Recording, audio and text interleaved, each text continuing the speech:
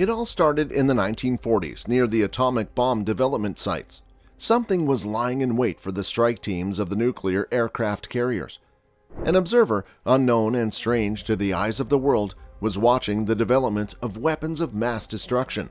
An indescribable tension surrounded these projects and their aftermath. Were they enemies? Were our minds playing tricks on us?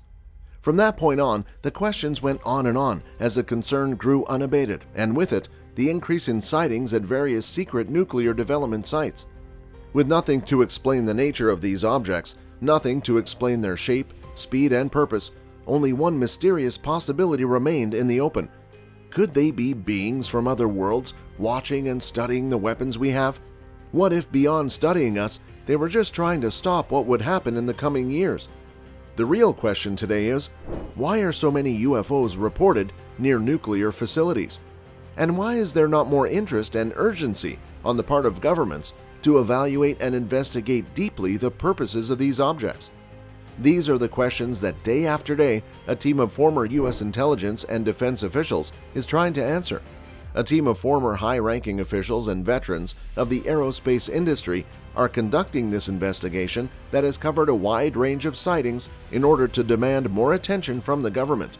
With no answers yet and the world still conducting acts of war, maybe a better question is, are they trying to save us from ourselves?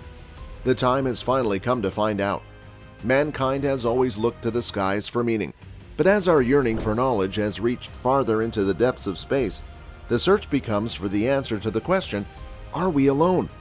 If you seek the truth, like, subscribe, click the bell icon, join us. This is what the world needs. This is disclosure. It all began when two German scientists, Otto Hahn and Fritz Strassmann, discovered nuclear fission in 1938. The discovery marked a before and after in the history of mankind. It turned the world upside down, and every scientist in existence was in expectation of what would happen from that moment on.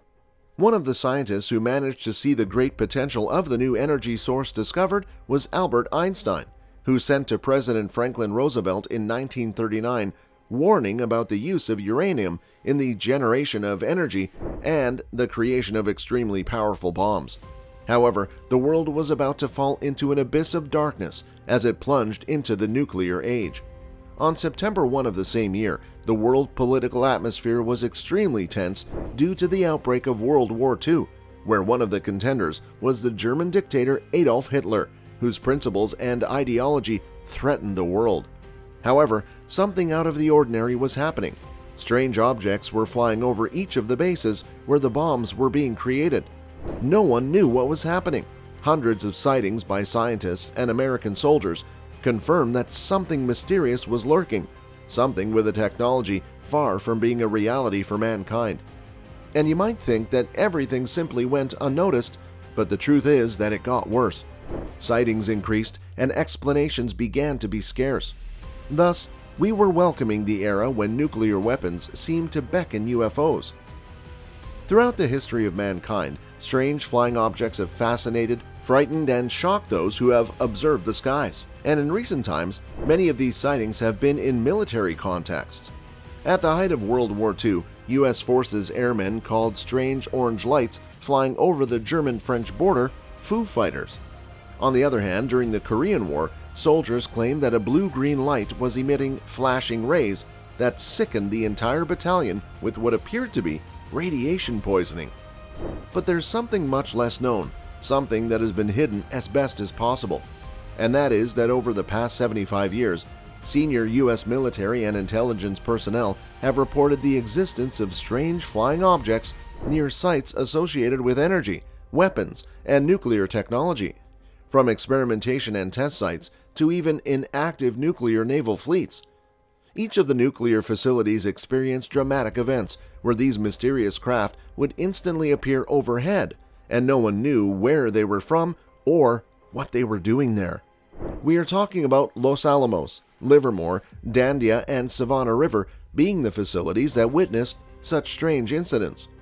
According to Luis Elizondo, there is a lot of correlation in what was happening. It could not be a coincidence. Sightings near nuclear facilities date back to those decades where more than 160 veterans have witnessed strange flying phenomena in the skies over nuclear sites. These veterans have become the most important witnesses for refuting the tests, as each of them are often highly trained personnel with top-notch security clearances. In late 1948, green fireballs were reported in the skies near the atomic laboratories at Los Alamos and Sandia, New Mexico, where the atomic bomb was first developed and tested. A declassified FBI document from 1950 mentions flying saucers measuring nearly 50 feet in diameter near the Los Alamos labs. George Knapp, an American investigative journalist, reports interviewing more than a dozen workers at the Nevada Desert Atomic Test Site, the site of dozens of atomic bomb detonations in the years following World War II. According to Knapp's research, workers at the facility told him that UFO activity was so common there that employees were assigned to monitor the activity. Each of these pieces of information makes us wonder, could the waves from such bombs be so powerful that they reach to the far reaches of the universe? Is it possible that beings from other worlds were attracted? Why did the sightings of strange objects increase after the discovery of nuclear fission? In the 1960s and 1970s, sudden and constant UFO sightings emerged at Malmstrom Air Force Base in Montana, a storage site for nuclear-tipped intercontinental ballistic missiles, or ICBMs.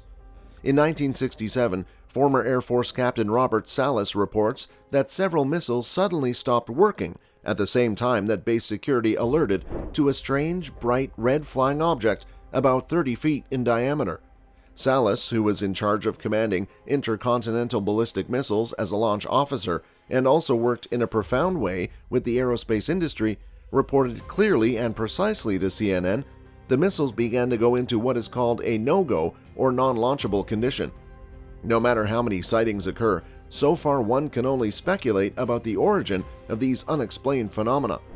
One of the proofs may be the interest that these objects have in nuclear bases. Could they certainly be adversaries of another nation? Well, in late December 1980, air traffic controllers found something alarming near Royal Air Force Bentwaters in England, a secret site used by the U.S. Air Force as a Cold War foothold that housed a secret cache of nuclear weapons in 25 fortified subway bunkers. That night, Ivan Barker, a U.S. Air Force air traffic controller, reported seeing something on radar that looked like nothing he had ever seen before. This object, he says, had nothing to do with U.S. aircraft, NATO, or Soviet forces. It was something different. It surprised him and his two colleagues that night with extraordinary speed and maneuverability. On radar, it covered 120 miles in a matter of seconds, he said. It had to be moving Mach 5, 6, 7, or 8, faster than anything other than a missile. When he looked up from the radar to see it directly, the craft came closer, slowed down, and then stopped over the base's water tower, certainly something never seen before. The object was stationary in the air with no movement to the side, up, or down. According to Barker, there was nothing aerodynamic about the object. It was shaped like a giant basketball and had some kind of eyes in the center that emitted lights toward the outside. It hovered for a few seconds, and in an instant, it was gone. Barker, despite what he experienced, did not report the sighting to his superiors. The only thing he argued publicly was, they can't understand what the Air Force has done to the people who reported UFOs. What is undoubtedly very clear is that with respect to the incidents and the deactivation of missiles, these strange objects are sending a strong signal to both Washington and Moscow, and to the whole world, to let us know that we are putting the existence of the human species at risk with the possession and threat of use of nuclear weapons. Salas said clearly that the phenomenon of these objects is real and not at all imaginary, and added that there is currently an air of mystery on the part of the U.S. government surrounding this phenomenon.